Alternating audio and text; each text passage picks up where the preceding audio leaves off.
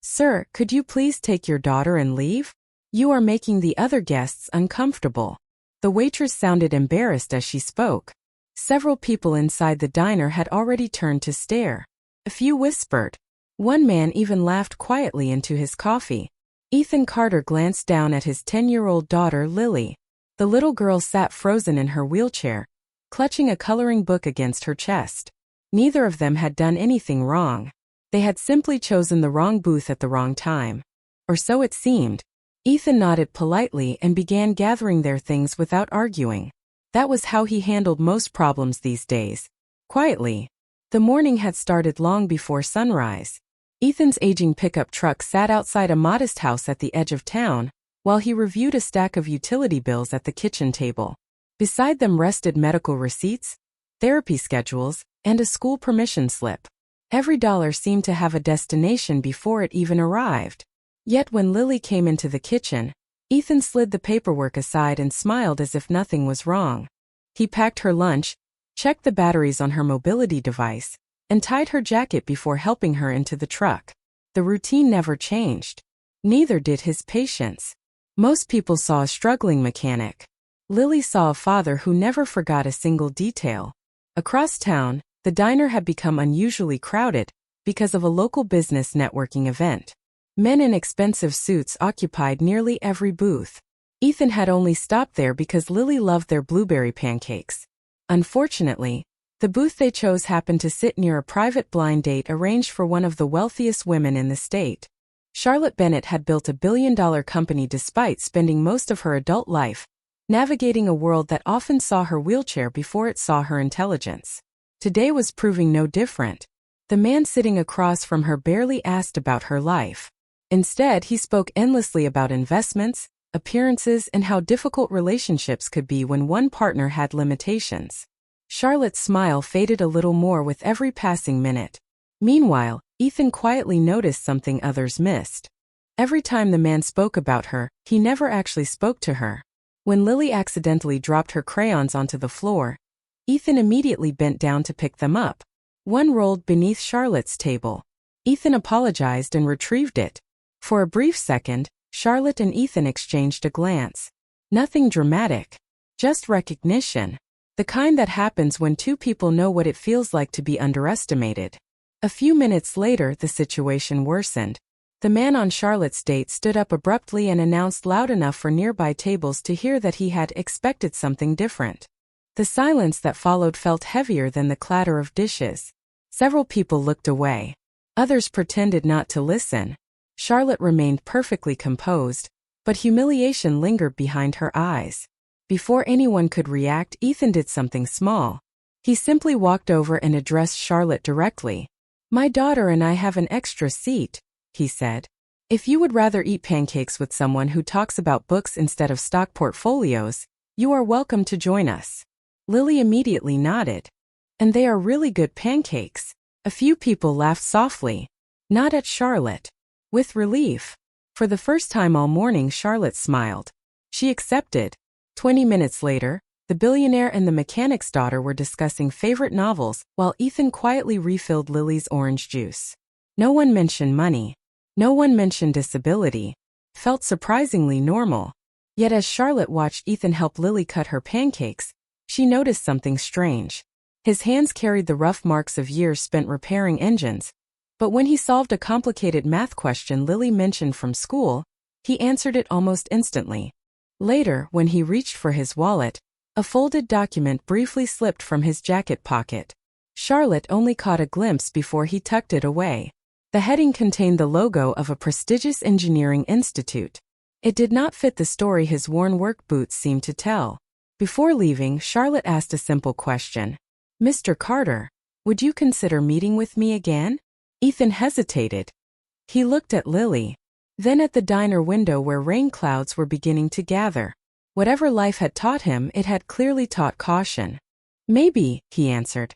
Charlotte smiled. "Good. Because I have an offer that might change both of our lives."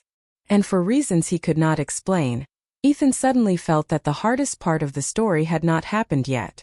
The rain finally arrived an hour after Ethan and Lily left the diner.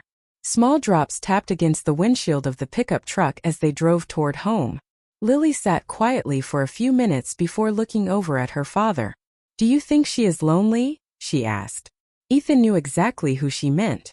Charlotte Bennett had spent most of lunch smiling. But there had been something behind her eyes that reminded him of people who carried burdens alone. "Sometimes people can be surrounded by others and still feel lonely," he said gently. Lily considered that answer while watching the rain streak across the glass. The next morning began like most mornings in Ethan's world. Before sunrise, he stood at the kitchen counter sorting medication schedules, physical therapy appointments, and a utility bill that was due in 3 days. The number on the bill made him pause. He folded it carefully and placed it beneath a stack of repair estimates before Lily rolled into the room. She never needed to carry worries that belonged to him. By 7 o'clock, they were on the road. Ethan drove the familiar route to school, helping Lily navigate puddles once they reached the drop-off area. He waited until she disappeared down the school hallway before leaving. He always waited. Every day. No exceptions. His first repair job took him to a grocery store on the edge of town. A refrigeration unit had failed overnight, threatening thousands of dollars worth of food. While other technicians focused on replacing expensive components, Ethan spent several minutes studying the system in silence. Then he made a simple adjustment that solved the problem. The store manager looked relieved. "You saved us a fortune," she said. Ethan only nodded and returned to his truck. He never seemed interested in praise. Later that afternoon, he stopped by a pharmacy to pick up medication for Lily. The pharmacist quietly informed him that one prescription would cost more than expected that month. Ethan glanced at the receipt, did the math in his head, and calmly put back the new work gloves he had planned to buy. Nobody noticed. Nobody except the elderly woman standing behind him in line. As Ethan walked away carrying the medication, she approached the cashier and whispered, "That man helps my neighbor every winter when her furnace breaks." Small towns remember kindness even when kindness does not ask to be remembered. Meanwhile, Charlotte could not stop thinking about the mechanic from the diner. She sat inside the headquarters of Bennett Industries reviewing reports while executives discussed acquisitions worth millions of dollars. Yet her attention kept drifting back to the way Ethan had spoken to Lily. Not carefully, not pityingly, simply as a father who believed his daughter could do anything. By late afternoon, curiosity finally won. Charlotte instructed her assistant to gather information on Ethan Carter. She expected to find an ordinary repairman struggling to make ends meet. Instead, she found almost nothing. No social media presence. No interviews. No attempts to promote himself. Yet one detail stood out. Several years earlier, Ethan had received recognition from a respected engineering foundation. The record was brief and oddly incomplete. It felt less like an answer and more like the beginning of a mystery. As evening settled over town, Ethan and Lily shared dinner at home. Halfway through the meal, a black SUV stopped outside their house. Through the front window, Ethan watched a professionally dressed woman step out carrying an envelope. The logo on the folder matched the one Charlotte had briefly seen in his pocket at the diner. For the first time all day, concern crossed Ethan's face. He already knew who had sent her. And whatever waited inside that envelope belonged to a chapter of his life he had spent years trying to leave behind. The woman standing outside Ethan's house introduced herself as Rebecca Lawson. Her tailored coat and professional manner suggested she was accustomed to delivering important messages. The envelope in her hands only confirmed it. Ethan stepped onto the porch while Lily watched from the living room window. Maple leaves rustled softly across the yard as Rebecca explained that she represented a private engineering foundation. "We have been trying to reach you for months," she said.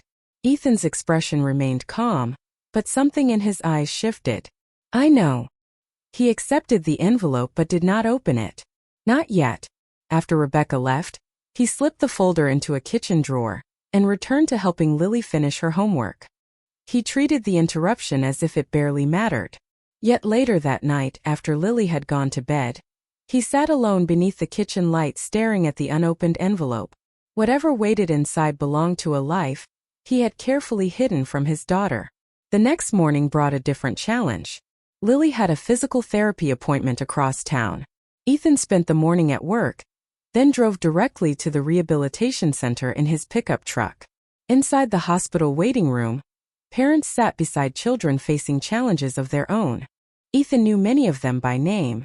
He greeted each family warmly, helped one father maneuver a stroller through a narrow doorway, and fixed a loose wheel on another child's walker using tools he kept in his truck. Nobody asked him to. He simply noticed what needed doing. Charlotte Bennett happened to be there that afternoon. One of her charitable foundations had funded new equipment for the therapy program, and she was visiting without media or publicity. As she entered the waiting room, she immediately spotted Ethan kneeling beside a young boy's mobility device. The child looked frustrated. Ethan looked patient. Within minutes, the wheel worked perfectly again. The boy's smile returned. Ethan never mentioned the repair afterward. He simply rolled Lily toward her appointment. Charlotte watched quietly. Something about the scene stayed with her. Wealth could buy equipment.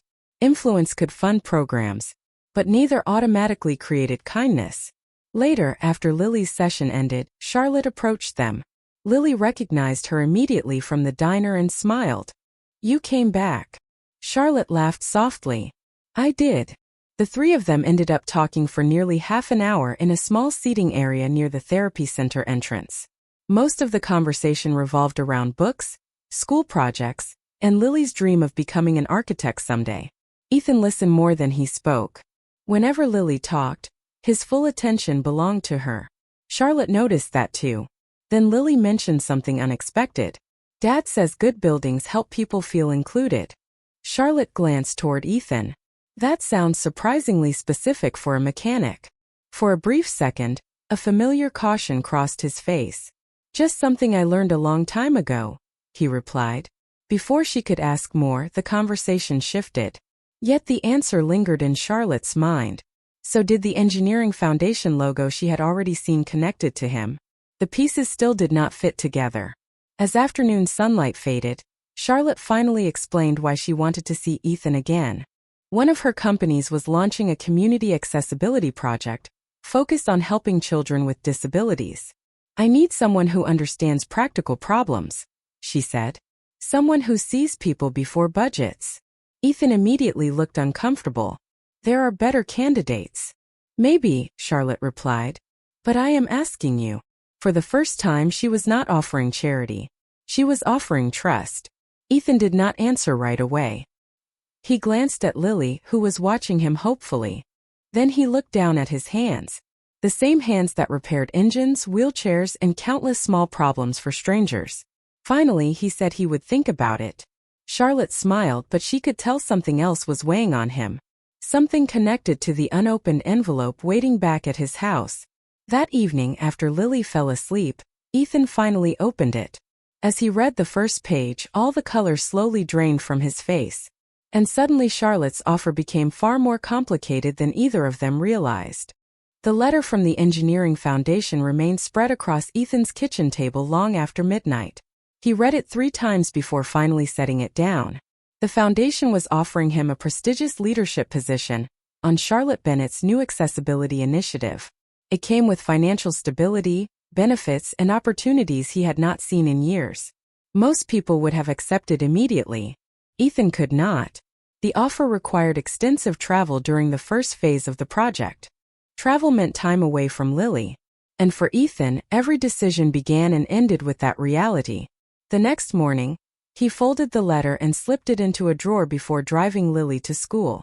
As always, he waited until she disappeared into the school hallway before pulling away. He never mentioned the offer. Not because he did not trust her. Because he had spent years shielding her from difficult choices whenever possible. Later that afternoon, Charlotte arranged a small planning meeting at one of her company's community outreach centers. Several executives attended. So did Ethan. The moment he entered the room, the contrast was impossible to miss. Expensive suits surrounded polished conference tables. Ethan arrived wearing clean work clothes straight from a repair call. Some executives barely concealed their skepticism. One man glanced at Ethan's resume and frowned. "You have been working as a mechanic for years," he said. "What exactly qualifies you to advise a project of this scale?" The room grew quiet. Charlotte immediately disliked the tone. Yet Ethan simply answered calmly, "Probably not much." Several people exchanged confused looks. He could have defended himself. He could have explained the credentials hidden inside the foundation records. Instead, he redirected the conversation toward the children the project was supposed to help. Throughout the meeting, Ethan focused on practical concerns others overlooked. Parking access, door width, classroom layouts, transportation challenges. Not because he had studied them in a boardroom but because he lived them every day with Lily. Even so, a few executives continued viewing him as an outsider. When the meeting ended, Charlotte felt frustration growing. She had invited Ethan because she respected his perspective. Yet some people only saw his work boots. Outside, as participants crossed the parking lot, an unexpected problem emerged. A delivery truck had blocked part of the wheelchair access route leading toward the building entrance. Several visitors struggled to navigate around it. Without hesitation, Ethan grabbed temporary safety markers, reorganized the space, and personally helped guide visitors through safely. He never announced what he was doing. He simply noticed a problem and solved it. Charlotte watched from a distance. Once again, he acted before anyone asked. Later that evening, she stopped at a grocery store on her way home. Near the checkout lanes, she unexpectedly spotted Ethan. He was comparing prices while holding a list written in Lily's handwriting. A few minutes later, he quietly put several items back onto the shelf after calculating costs. Then he purchased a small art set Lily had mentioned wanting. Charlotte noticed the trade. He sacrificed something he needed so his daughter could have something she loved. It was such a simple moment, yet it revealed more about his character than any resume ever could. Still, questions remained. Why would a man with his knowledge and instincts spend years repairing engines and machinery? Why did the engineering foundation seem so eager to bring him back? The answers felt close yet always just out of reach. The following morning, Ethan opened his mailbox and found another envelope from the foundation. This one was marked urgent. Inside was a deadline.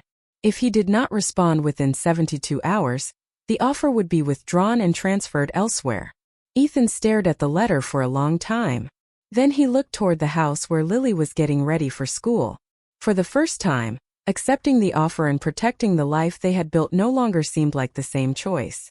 For 2 days, the deadline sat on Ethan's kitchen table like a silent clock counting down.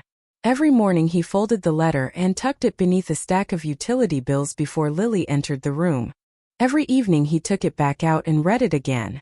The offer from the foundation was real. So was the opportunity to improve their lives.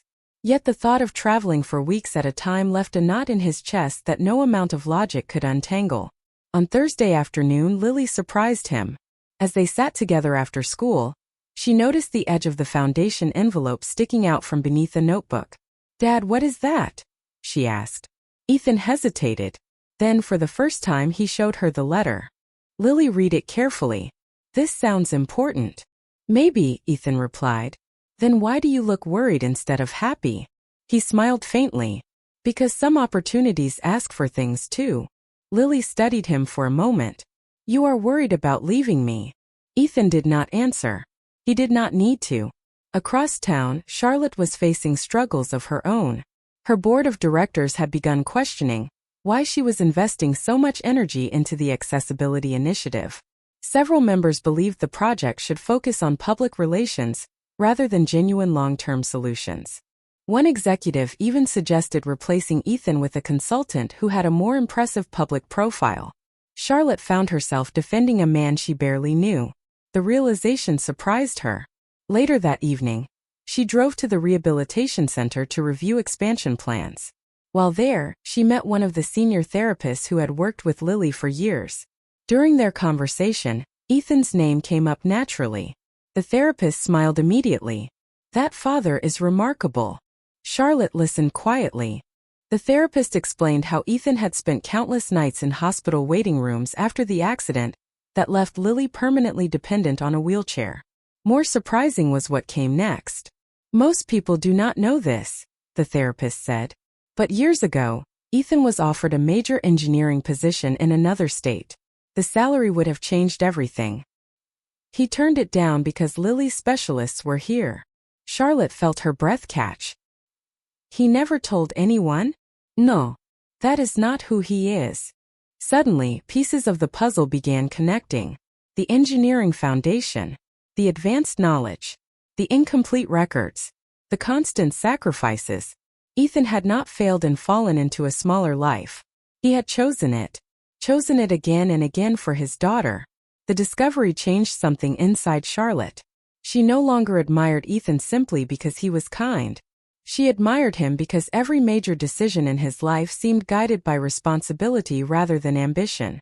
The following afternoon, she visited a small diner near the rehabilitation center and found Ethan there with Lily after therapy. As usual, Lily was doing most of the talking. Ethan was listening. Charlotte joined them. During the conversation, she gently asked why he had never mentioned his engineering background. Ethan looked down at his coffee cup. Because it stopped being the most important thing about me a long time ago. The answer lingered long after the conversation moved on. It was not false modesty. It was truth. And for the first time, Charlotte understood that the man sitting across from her measured success very differently from everyone else she knew. Yet as the evening came to an end, a new complication arrived. Ethan's phone buzzed with a call he clearly had not expected. He stepped outside the diner to answer. Through the window, Charlotte watched his expression change. Concern replaced calm. When he returned, he looked toward Lily before speaking. The foundation moved up the deadline, he said quietly. I have to make my decision tomorrow. And judging by the weight in his voice, Charlotte realized the choice facing Ethan was far more painful than accepting or declining a job. That night, Ethan barely slept. The foundation's deadline sat in his mind like a weight he could not set down. Long after Lily had gone to bed, he remained at the kitchen table surrounded by utility bills, therapy schedules, and notes from the accessibility project. The offer promised financial security, but the first phase required frequent travel across several states. Every version of the future seemed to ask him to sacrifice something important. Before sunrise, he quietly packed Lily's lunch and drove her to school. The pickup truck moved through familiar streets while neither spoke much. Lily sensed the pressure even though Ethan tried to hide it. When they arrived, she paused before entering the school hallway. Whatever you choose, Dad, do not choose because you are scared. The words stayed with him long after she disappeared through the doors. Later that morning, Charlotte invited Ethan to observe one of the accessibility sites her company planned to renovate. The project involved converting an aging community center into a space designed for children and adults with mobility challenges. Architects, engineers, consultants, and executives crowded around blueprints spread across folding tables. Several members of the planning team still viewed Ethan as little more than a mechanic. Their skepticism became obvious when a costly design problem emerged. The proposed entrance ramp would technically meet regulations, but would create practical difficulties for many wheelchair users. Experts debated possible solutions for nearly an hour. Ethan listened quietly. Finally, he asked a few simple questions about daily usage patterns, family access, and transportation flow. Then he sketched a revised layout on the edge of a planning sheet. The room fell silent. His solution improved accessibility, reduced construction costs, and solved multiple issues at once.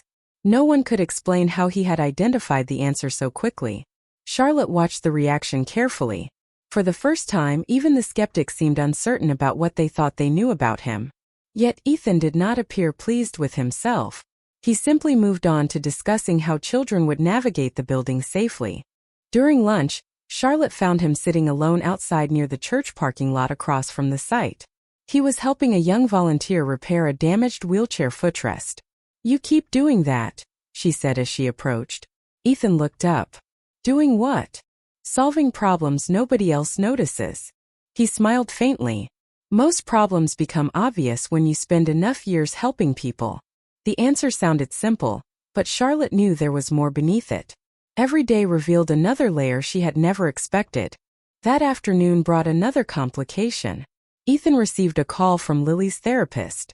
A new treatment opportunity had become available, one that could improve her long-term mobility and independence. The program was promising, but it required additional costs and regular appointments. Ethan thanked her and ended the call. The possibility filled him with hope. It also intensified the pressure surrounding the foundation offer. For the first time, accepting the position seemed connected not to his future, but to Lily's. As evening settled over town, Charlotte reviewed project notes in her office. One document caught her attention. It was an archived engineering award from years earlier. This time she looked deeper. The recipient's name was Ethan Carter. Attached was a brief summary describing innovative accessibility designs created for public buildings. Charlotte stared at the page. The work had been completed before Lily's accident, before his current life, before everything changed. Suddenly she realized something important.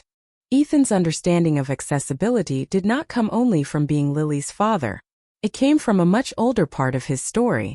And somewhere inside that forgotten chapter might be the answer to why he walked away from a career that once seemed destined for something extraordinary. The next morning, the foundation's final deadline arrived. And waiting inside Ethan's mailbox was a second letter that threatened to change the decision entirely. The second letter waiting inside Ethan's mailbox was not from the foundation. It came from an attorney's office. He stood beside his pickup truck reading it twice before the meaning fully settled in. The letter concerned a legal trust established years earlier by his late wife. A routine review had uncovered documents connected to a scholarship fund she had hoped to create for children with disabilities. The trust had never been completed because of mounting medical expenses and the difficult years that followed. Now, unexpectedly, the attorney needed Ethan's approval to move forward. The timing could not have been worse. He already faced a life-changing decision. Yet as he drove Lily to school, he could not stop thinking about the promise he and his wife had once made. After Lily disappeared into the school hallway, Ethan sat in the truck for several extra minutes before heading to work. Later that day, Charlotte requested a private meeting. She had spent most of the previous evening reviewing archived records connected to Ethan's engineering career. What she discovered changed everything. Years before Lily's accident, Ethan had helped design accessibility systems for public buildings, schools, and community spaces. Several concepts he developed were still being used today. More surprising was the reason he left. It had not been because of failure. It had not even been because of financial pressure alone. When Lily was injured and required years of specialized care, Ethan voluntarily stepped away from a rapidly growing career because he refused to spend his daughter's recovery watching from airport terminals and hotel rooms. Charlotte listened as former colleagues described turning down promotions, contracts, and national recognition. One phrase appeared repeatedly. He always chose family first. When Ethan arrived at her office, Charlotte placed a folder on the desk. For a moment, neither spoke. "You knew," Ethan said quietly after seeing the documents. "Not everything," Charlotte replied, "but enough." For the first time, he looked genuinely uncomfortable. Recognition seemed harder for him to accept than hardship. Charlotte studied him carefully. "You gave up a remarkable career." Ethan shook his head. "I chose my daughter." The answer explained almost every mystery she had been trying to solve. The practical wisdom, the engineering knowledge, the absence of regret. Yet the discovery created another emotional shift as well. Charlotte realized that the quality she admired most about Ethan had nothing to do with talent. His hidden competence mattered because of what he had done with it. He had sacrificed opportunity not for prestige but for love. That afternoon, word of Ethan's background quietly spread through parts of the accessibility project team. Some of the executives who had dismissed him began treating him differently. Few apologized. Others simply looked embarrassed. Yet not everyone changed their opinion. One board member argued that Ethan's history proved he lacked ambition and would always place personal concerns above organizational goals. Charlotte strongly disagreed, but the comment lingered. The obstacle was no longer whether Ethan was capable. The obstacle had become whether people believed responsibility to family was a strength or a weakness. That evening, Ethan stopped at a small diner after work to pick up Lily's favorite soup. The waitress handed him the order and quietly thanked him for helping her son repair a wheelchair ramp months earlier. Ethan seemed surprised she even remembered. He smiled, wished her family well, and left. Small acts of kindness followed him everywhere, often unnoticed until much later. When he arrived home, Lily was waiting at the kitchen table. Beside her sat an old photo album. One page had been opened to a photograph of Ethan, Lily, and her mother years before. "Dad," Lily asked softly. If Mom were here, what would she tell you to do? Ethan looked at the photograph for a long moment. The question touched the deepest part of the decision he was facing. And before he could answer, his phone rang. The caller was the foundation director. Their voice carried urgent news. Something had happened that could force Ethan to make his choice far sooner than anyone expected. The phone call lasted less than 3 minutes, but when Ethan ended it, the kitchen felt different. Lily immediately noticed. The photo album remained open between them, her mother's smiling face frozen in a happier time. What happened? She asked quietly. Ethan lowered himself into the chair across from her. The foundation had accelerated the launch of the Accessibility Initiative after a major donor unexpectedly withdrew support. The project would move forward, but only if leadership could be finalized immediately. If Ethan accepted, he would need to begin traveling within weeks. If he declined, the opportunity would disappear forever. More importantly, the specialized treatment program Lily had just qualified for required resources, he was no longer sure he could provide without additional income. For the first time in years, every path seemed to demand a sacrifice. The next morning, Ethan drove Lily to school beneath a gray sky. Neither spoke much. When they arrived, she paused before entering the school hallway. You always tell me not to be afraid of hard choices, she said. Maybe that advice is for you too. Ethan forced a smile, but her words followed him all day. Meanwhile, Charlotte was fighting battles of her own. Several board members continued challenging Ethan's role in the project. Rumors circulated that he lacked commitment because he was hesitating. People who had never spent a single day caring for a child with special needs were questioning his priorities. Charlotte defended him repeatedly, but the criticism began reaching places it should never have reached. By afternoon, an article appeared online discussing the project. It praised the initiative but questioned whether a local mechanic with family obligations was qualified to lead a national effort. Ethan never saw the article. Lily did. A classmate showed it to her during lunch. The words hurt more than she expected. For years, she had watched her father work through exhaustion, medical appointments, utility bills, and countless sacrifices without complaint. Seeing strangers reduce him to a stereotype felt deeply unfair. Yet what troubled her most was something else. She still did not know what decision he was going to make. After school, Ethan arrived in his pickup truck as usual. Lily climbed inside, but the easy conversation that normally filled the ride home never came. The silence felt unfamiliar. That evening, Charlotte stopped by the house to deliver revised project materials. Through the front window, she immediately sensed tension. Lily greeted her politely, but something was different. During dinner, Lily excused herself early and retreated to her room. Ethan watched her go with visible concern. Afterward, Charlotte found him standing alone on the porch. She is scared, Charlotte said softly. Ethan nodded. I know. For several seconds neither spoke. Then he admitted something he had not said aloud before. Ever since her accident, every important decision has been measured against one question. Will this take me further away from my daughter? Charlotte looked at him carefully. The vulnerability in his voice revealed more than any document ever could. Yet even as she understood him better, the situation continued unraveling. Later that night, Ethan discovered an envelope tucked beneath the mailbox flag. Inside was a formal notice from Lily's treatment provider. Due to limited availability, they needed confirmation within 48 hours. Without it, her place in the program would be offered to another child. Ethan sat alone at the kitchen table long after midnight. The foundation deadline, Lily's treatment, financial pressure, public criticism. Every responsibility seemed to collide at once. Upstairs, Lily lay awake staring at the ceiling, wondering whether her father might choose an opportunity that would take him away. Downstairs, Ethan feared something even worse. That by trying to secure her future, he might accidentally damage the trust that had always held their family together. And neither of them knew that the truth hidden inside Charlotte's project records was about to reveal exactly why Ethan had been chosen in the first place.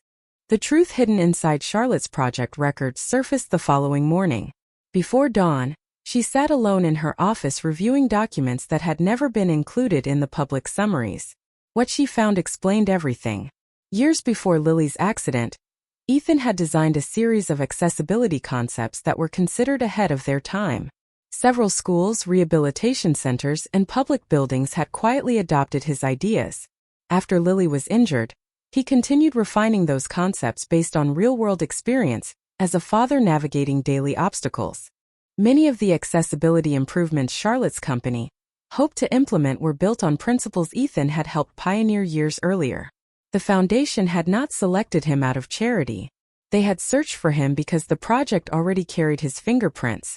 Charlotte closed the file and smiled sadly. The world had spent years seeing a mechanic. It had completely missed the man behind the work. Meanwhile, Ethan sat at the kitchen table with Lily before school. The treatment deadline, the foundation offer, and the fear of losing her trust still weighed heavily on him. This time, however, he chose complete honesty. He explained the travel requirements.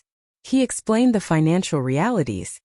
He explained his fear that accepting the position might make him less available when she needed him most. Lily listened quietly. When he finished, she reached across the table and took his hand. "Dad," she said softly, "you have spent years choosing me. Maybe it is okay to choose something for both of us." The words nearly broke his heart. For the first time, he realized that protecting her and trusting her were not always the same thing. Later that day, Charlotte invited the foundation board, project leadership team, and community partners to a meeting at the rehabilitation center. Several of the same executives who once questioned Ethan's qualifications were present. So were therapists, parents, and local advocates. Ethan arrived expecting another discussion about deadlines. Instead, Charlotte stood before the room and shared the truth.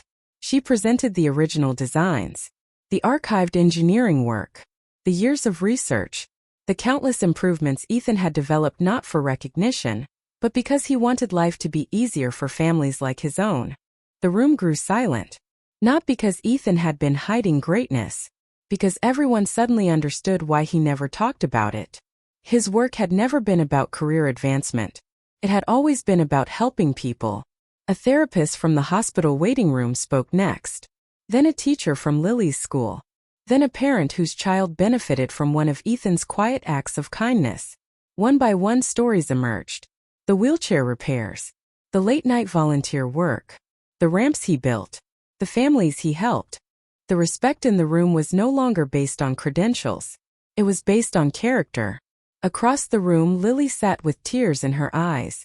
For years she had known her father as the man who packed lunches, fixed broken toys, and waited until she reached the school hallway safely every morning. Now she was seeing what others saw. Not a man who sacrificed his potential. A man who used it differently. The emotional justice arrived in the simplest way possible. When the board officially voted on the leadership position, the travel requirements were removed. The project structure was redesigned around Ethan's recommendations and family responsibilities. Not because people pitied him, because they finally understood that the qualities making him an exceptional father were the same qualities making him the right leader. That evening, Ethan accepted the role. The treatment program for Lily moved forward. The scholarship fund he and his late wife once dreamed about was finally completed through the legal trust. As sunset painted the sky gold, Ethan, Lily, and Charlotte shared dinner at the same diner where everything had begun. The waitress who had once asked them to leave stopped by their table and quietly apologized. Ethan smiled and accepted it without hesitation. He had never carried resentment. Outside, his old pickup truck sat beneath the fading light. Inside, laughter replaced uncertainty. Charlotte looked at Ethan and saw the truth clearly at last. His greatest strength had never been intelligence, talent, or sacrifice alone. It was the steady way he loved people. The steady way he showed up. The steady way he chose responsibility when nobody was watching. As they left the diner, Lily rolled beside her father and slipped her hand into his. The future still held challenges, but it also held hope. And in a world that often celebrated status before character, the people around Ethan Carter had finally learned something worth remembering. Quiet dignity is not weakness. Kindness is not small. The strongest lives are often built through ordinary acts of love repeated every single day. This time everyone could see it.